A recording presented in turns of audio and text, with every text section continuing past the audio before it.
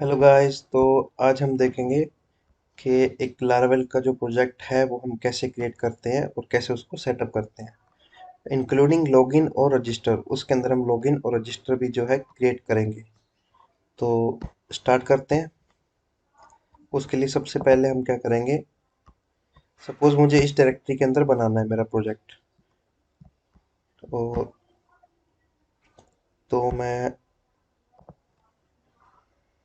इस प्रोजेक्ट को, इस डायरेक्टरी को ओपन कर लूंगा वीएस कोड के साथ। ये रहा, ओपन विद कोड। तो ये यहाँ पे ओपन हो चुका है। अगर आपको ऐसे नहीं करना तो डायरेक्टली आप क्या कर सकते हैं, यहाँ पे जस्ट टाइप करो CMD। आपको इस कमांड प्रॉम्प्ट जो है वो ओपन हो जाएगा। और मैंने पिछली वीडियो के अंदर बताया था कि अगर आपको लारावेल की कमांड्स चलानी है तो कंपोजर जो है इंस्टॉल होना चाहिए आपके पास।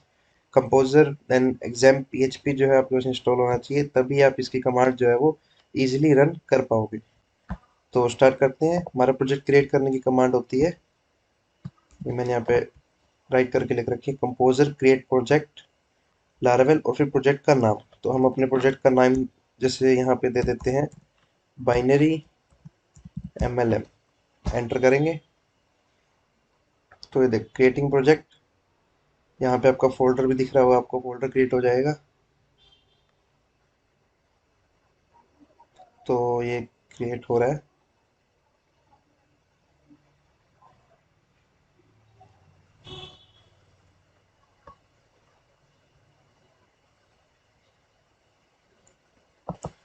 तो ये जो है क्रिएट हो चुका है हमारा। क्रिएट होने के बाद आपको ये कुछ ऐसे लास्ट में दिखाएगा।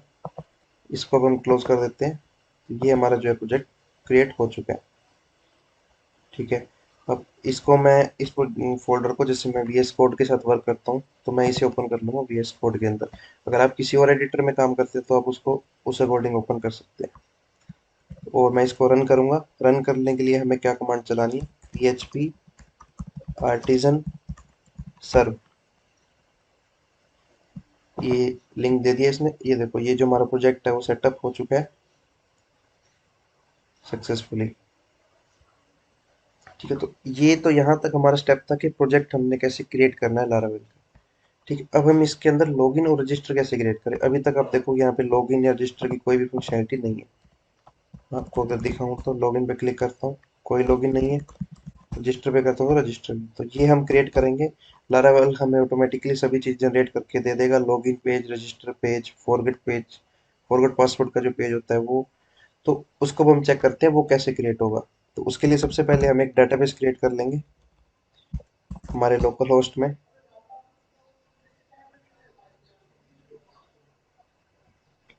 ओके, डेटाबेस हमारा मेन्यू क्रिएट कर लेता हूँ। इसका नाम मैं देता हूँ बाइनरी। अब हमारे प्रोजेक्ट के अंदर जाएंगे, यहाँ पे हमें सर्च करना है .env फाइल के लिए। जब कंट्रोल P दबाओगे तो डायरेक्ट सर्च का ऑप्शन जो है वो ओपन हो जाएगा। ठीक है। यहाँ पे मैं लिखूंगा .env तो फाइल आ जाएगी। अगर आप यहाँ से ओपन करना है लेफ्ट साइड से, तो प्रोजेक्ट की जो रूट डायरेक्टरी है उसी के अंदर आपको .env फाइल मिल जाएगी। यहाँ पे हम बेसिक जो हमारे हार्ड कोडेड यूआरएल्स है, टैग्स है, वो रखते हैं। सबसे पहले मैं जो ऐप नेम है उसको चेंज कर देता हूँ हमारे ऐप नेम में। इसको मैं बाइनरी MLM दे देता हूँ। उसके बाद आ गया ये DB कनेक्शन। डी डेटाबेस की जो भी डिटेल्स है वो हमारी यहाँ डलेगी। सबसे पहले होस्ट, यहाँ पे आप 127.0.0.1 भी रख सकते हैं, नहीं तो आप यहाँ पे लोकल होस्ट भी लिख सकते हैं। पोर्ट यही रहेगा। डेटाबेस का नाम जो हमने अभी रखा था बाइनरी, यूजर नेम रूट होता है लोकल होस्ट में, और पासवर्ड कुछ भी नहीं होता। इसको सेव कर देंगे। अब हम जाएंगे टर्मिनल में और नेक्स्ट जो हमारी कमांड चलाएंगे वो है ये वाली, कंपोजर रिक्वायर्ड लारावेल यूआई। तो ये बेसिकली क्या करता है, जो लारावेल की फाइल, जो CSS की और JS की फाइल्स है, जो डिजाइन के लिए नेसेसरी है, बेसिक जो कॉमन फाइल्स है वो डाउनलोड करेगा। इसको मैं कर देता हूँ ओके।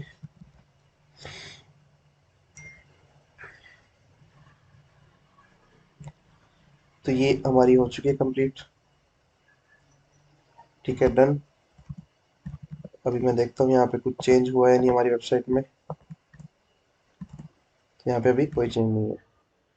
अब मैं नेक्स्ट कमांड चलाऊंगा PHP artisan UI Vue auth.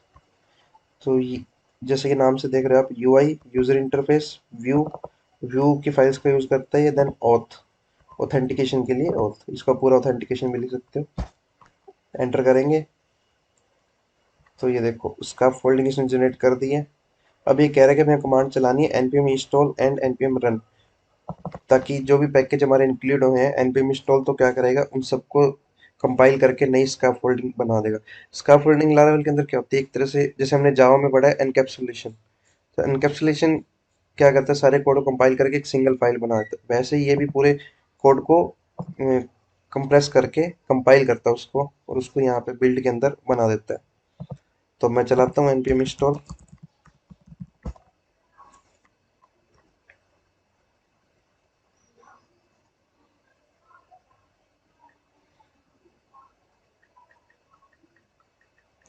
ये हमारा इंस्टॉल हो रहा है। तो ये इंस्टॉल हो चुका है। अब हम चलाएंगे npm run dev। तो डेवलपमेंट एनवायरनमेंट जो है ये रन कर देगा हमारा। ठीक है, अब इसको हम यहाँ पे जाते हैं। अब ये स्क्रीन को मैं रिफ्रेश करता हूँ तो आप देखोगे यहाँ पे लॉगिन और रजिस्टर की जो है फंक्शनैलिटी आ गई है। लॉगिन पे क्लिक करूंगा मैं।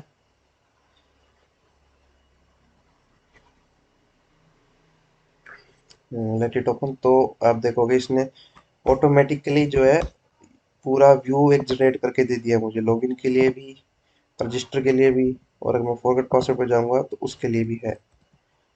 तो एक रजिस्टर करके अकाउंट बना लेता हूँ मैं, और चेक करते हैं कि भाई ये चल रहा है या नहीं। पासवर्ड वैलिडेशन भी इसमें लगी हुई है। देखो, अगर मैं 1 2 3 1 2 3 डालता हूँ, ओके, तो इसने एरर दे दिया कि टेबल इसको फाइंड नहीं है। तो हम क्या करेंगे, जब भी हमने ऑथ सेट किया तो ये अपनी टेबल्स भी तो कहीं क्रिएट होगा ना, कहीं डाटा सेव होगा। तो हमने भी डाटाबेस के अंदर वो तो क्रिएट की नहीं। तो उसके लिए क्या होता है, लारावेल के अंदर माइग्रेशंस होती हैं। माइग्रेशंस बेसिकली डेटाबेस का स्कीमा क्रिएट करने के लिए होती है। अगर आप यहाँ पे डेटाबेस में माइग्रेशन में देखोगे तो ये देखो, इसने यहाँ पे माइग्रेशन क्रिएट की जब हमने PHP आर्टिजन यूआई वाली कमांड चलाई थी, create user, create password, reset. तो ये 4 5 टेबल्स जो है क्रिएट होंगी। तो इसके लिए हमें क्या करना है, PHP आर्टिजन माइग्रेट। तो इसने कमांड चला दी।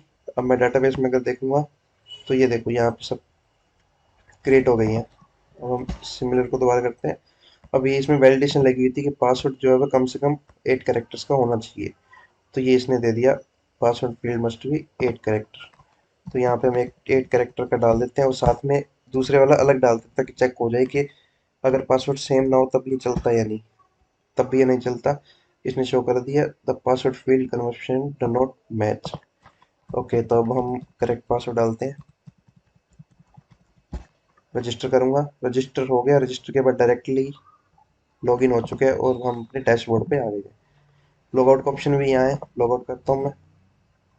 लॉगआउट करके दोबारा बाहर आ गया। अब मैं लॉगिन करके चेक करता हूँ। Login, see, it's working perfect. तो लॉगिन और रजिस्टर जो है बिल्कुल ही सिंपल है हमारे इसके अंदर क्रिएट करना।